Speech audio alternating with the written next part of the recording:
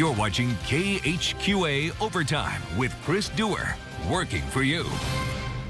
And this is Saturday, April the 27th, and you have indeed entered overtime.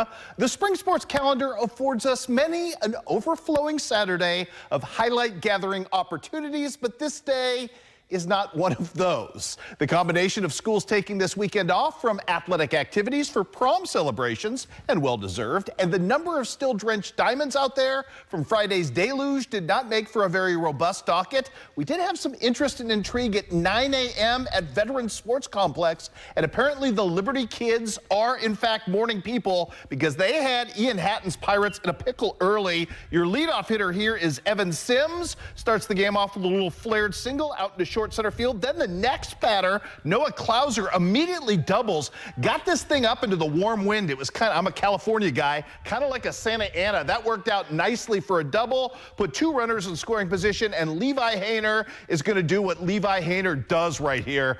Beautiful piece of hitting. He did this a lot today in game number one.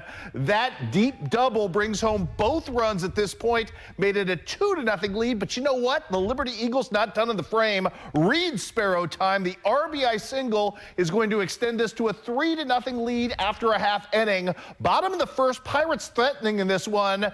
Jared Owens behind the plate is going to cut down a runner trying to steal third, and that was big in this case. Hannibal did get a run in the frame. Still, Reed Sparrow would get out of any further jams in the second right here. He came in relief after a rough first inning. This is Sparrow starting a very good turn on the bump. Liberty up 3-1 after two, and more from Captain Jack Sparrow this time in this particular case. Right up the middle, the single sets the wheels in motion for more fun. Top of the third, it's Reed Sparrow time. He's going to sneak a ball through shortstop and extend the lead for the Eagles out to 4-1 at that point. More from the Sims, and this time, first and foremost, it's going to be Jackson, who was kind of a beastly presence in the bottom of the lineup today. Right there, extending the lead with a hard shot off the third base bag to make it a 6-1 lead. Then Evan Sims, as the lineup turns back over, is going to do his part to extend the lead in this one. As I told you, Liberty before 9:30 looked like the 27 Yankees in this one. Little ball through shortstop that was unplayable right there extends the lead even more in this contest. The Pirates trying to pick things back up in this one, but check out the great snag right there by Dylan Hawking out in right field to rob Cooper Scott of extra bases. Ryan Ross, though, had a heck of a day. He missed a cycle today by only the home run. That double starts things back off on the right foot for the Pirates, cuts it down to 7-2. Then Alex Arthod going to step to the plate. Yeah, actually, that's a triple, as I should have mentioned earlier. Now it's Alex Arthod time. The chopper to left right here. Plates Mr. Ryan Ross, made it 7-3, and then more from Cooper Scott. Going to get revenge for that ball he got stolen with a little sack fly action, easy for me to say, which cut the lead that Liberty had, which was once, as I mentioned, 7-1. In this case, all the way back down to 7-4. This in the bottom of the fourth right here, but more from the Pirates as well, as they just kept pecking away in this one. How about some Colton Dryden fun coming right here? As you will see, Mr. Dryden is a very, very tough stick to get out, and that's a really good ball right through shortstop right there to set the wheels back in motion yet again. Runners in scoring position for Kane Wilson, who had a fielder's choice opportunity. Hey, put the ball in play, good things happen. Made it 7-6 at that point. Liberty threatened top of the fifth, up 7-6. Kane Wilson, check him out, gets the lead runner here. That's big. So too Ryan Ross doing the deed on the bump with a strikeout to get out of the frame, which kept the score close and gave Hannibal the contact it lacked early. 7-6 still at this point as we go to the bottom of the fifth. Grayson Craybill with a fielder's choice to tie this thing up at 7 apiece. And then the big shot in this one, at least in this frame. Cooper Scott doing some real work right here. Pretty piece of hitting to give Hannibal its first lead of the game at 8-7. Top of the sixth, though, here comes the Liberty Eagles yet again. Levi Hainer just missed a home run on this one. Top of the fence, it bounces off. It'll end up being a deep double for him. Sets up Reed Sparrow yet again. An RBI double extends the lead out to 11-8 in this one. Strange doings, though, in the bottom of the sixth. Hannibal yet again in comeback mode. Again, it's the bottom of the lineup providing. Grayson Craybill going to step up right here. hit a good ball right there. Some weird and wonky base running issues on the back end of this thing. The first runner is safe. The second runner, who's right on top of him, is out. So it's an 11-9 game at this point. The Pirates in the bottom of the seventh would bring up the potential game-winning walk-off run with 2 outs. But you know what? Jack Sparrow was having none of it. Beautiful high heat from him. Liberty gets the win in game one. 11-9 was your final. Game number 2, however, all the Hannibal Pirates as Kane Wilson hits that home run. He hit in the first inning. He actually hit one, but it was disallowed because of a balk. But, man, he had a big day in that second game as Hannibal gets the split. Final count in that one was 13-0. Also on this day, Palmyra playing at the South Callaway Cluster in Mocaine, loses to both the Shen today and to a good South Callaway squad, 4-0. Macomb Bombers taking on BPC today. Dave Arnold's crew trying to sneak into Phil Bradley Field, maybe steal an upset there today. Jake Hobson going to open the game with a strikeout, but BPC is going to take the lead early on a sac fly, making it 1-0 at that point, or 1-0. We're not calling soccer right here. Bottom of the first, Drew Watson going to reach on an air right here, and that sets the wheels back in motion for Langdon Lambert, who has been swinging a very hot bat of late. He's going to chop one here neatly through the left side, put runners on the corners. We're tied up at 1 after a wild pitch. You know what? After that wild pitch, Dalton Huffman's going to get the strikeout. So, you know, it all balances out in the end in this one. And at that point, we're tied at 1. How about this? Nick Elby going to drive in 2 runs to give Macomb their first lead with a single to right. It's 3-1 Bombers. Mr. Huffman, though, going to get an assist and a bailout in this one from Lane Huffman. Going to catch the runner stealing at second, and that was big right there. Dalton Huffman also going to further get out of the jam of his own volition using the strikeout pitch, which he has in the arsenal. Good stuff from him right there. Spartans looking to respond in this one. Xander Jones going to hit a high pop fly in the infield, and it gets dropped, which allows Dalton Huffman to do some damage, this time in his own cause right here. The RBI single is going to toe, trickle, and make its way down the third baseline. Heck, it matriculated even at that point. Good stuff for him. It's a 3-3 ball game. Jackson Barclay, though, going to get out of the jam with a strikeout here from Macomb. Then Barclay's going to hit one hard right here to third. An air allows him to reach safely at this point. Isaac, line back, going to get a slow roller in front of the plate. The wild throw to first, and it puts runners in second and third in this one. And all of a sudden, things are brewing for Macomb in a big way, and they would brew very big indeed in this one. Langdon Lambert, well, first, bases loaded for David Simmons. Ground ball to short, no play. The run scores at this point. Then it's Langdon Lambert time. He's going to hit one to right field for the RBI single to extend Macomb to a 6-3 lead.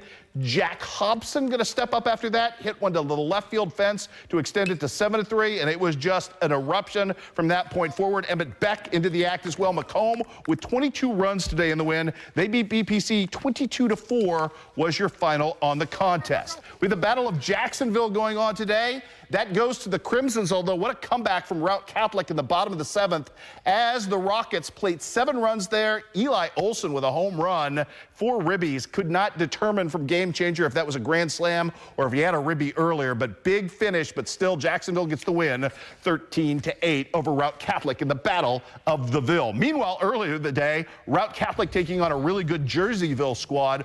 Auspicious start in this one for the Rockets, as you're going to see some great defense by one of the best basketball players in our area. You know what? Bryson Mossman plays a mean center field as well. Dude's got some serious range in this one. Great take for him. 2 outs, and then kind of a disaster in terms of control for Brock Runyon. To his credit, though, after giving up 3 runs, he would settle back in nicely right here and get out of the frame. Brady Turner trying to help him out right here. Starts the game off, or actually I should say starts the second inning off, bottom of the second with a leadoff double, would later score on the Red Bull fielder's choice. Jace Lottman doing his thing right there to put the ball in play to make it 3-1. The Rockets down 8-1 now. Bryson Mossman with the RBI single, but to no avail, as it would be Route Catholic losing this game as well. 9-3 is your final. That was it for baseball today. We did have some soccer, none of it close to us today. Playing over at Chatham Glenwood today, the Quincy Notre Dame Lady Raiders lose to a good Morton squad, 3-0. Good stuff for Hannibal down at the Lake of the Ozarks, taking on Camdenton.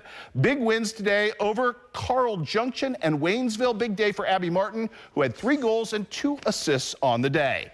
And we're just getting warmed up here on the big overtime show. In fact, we have a rare And, well, I should also tell you on the boys' side, Fort Madison today loses 2 at the Pella Invitational. My bad on that one. Pella wins 2-0, and ADM beats Fort Madison 1-0. And as I mentioned previously, we've got a rare Saturday night extended Student Athlete of the Week coming your way straight ahead.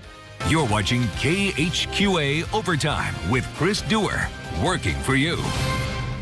And welcome back to Overtime, everybody. Taking advantage of this slower than usual Saturday slate, we've got a rare Saturday night extended edition of Student Athlete of the Week honors to be bestowed tonight. To be honest, this is a young man which I could very easily have filled the entirety of this show by just listing his wrestling accomplishments over the next 30 minutes. One who on Monday had his hard work made real in all things and validated by a Division I opportunity at one of the very best collegiate programs in the entire nation. The KHQA Student Athlete of the Week, sponsored by Blessing Health System.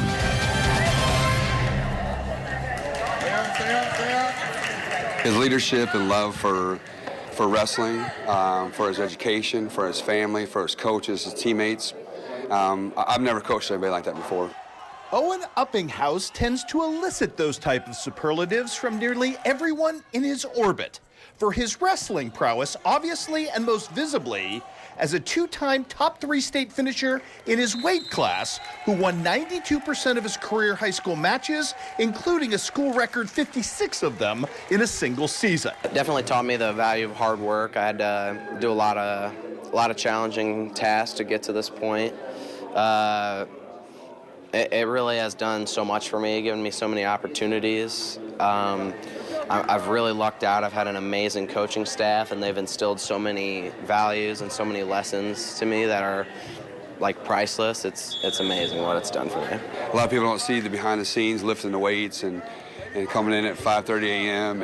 and making those trips after practice to go, train different facilities and make himself better. But that ethic doesn't end at the mat. Owen is, yes, an honor roll student. You just gotta love the grind. Going into school, getting the job done, doing what's expected of you is just doing the bare minimum and then putting in the work where you're falling short. I definitely think that's how I got here. I had strong values put on to me by my parents and just had to keep working hard, and I'm just glad that we got to this point. But more than that, a blue chip level ambassador for his sport and role model to the next generation of aspiring Owen Uppinghauses. And as a parent, given the track record here, who wouldn't want their child to try to retrace Owen's footsteps? A young man who has earned every plaudit and accolade on sheer sweat equity. Even, perhaps especially, this next window as a Division I wrestler at national powerhouse Mizzou, learning from the great Brian Smith. Definitely just grateful for the opportunity to get to this point. The signing ceremony is definitely a rewarding part of the college recruiting process. Really excited about going to Mizzou and just really grateful for all the people that showed up today. I think everybody in this room right now could sign their name on that paper because they all played a part in it, but just super excited for my next step. I'm so happy for him, and that gave me chills just talking about. You saying that, and he's got Keegan O'Toole, who's a national champion, and got third this past year. A 2-time All-American that's around his weight class. That's going to be able to train with him for the next couple of years, and he moves on. Hopefully, Owen, gets into a spot and just represents. And regardless if you're on the first string or third string in college, you earn the right to be there and do, be part of a program that's great like Mizzou is. And I know that with his work ethic in and out of the classroom, that just only great things are going to happen with him. So we're proud of him, representing Quincy High School, and the icing on the cake, being able to get on that wrestling team is just awesome. Just understand that Owen's window to do so is of his own creation.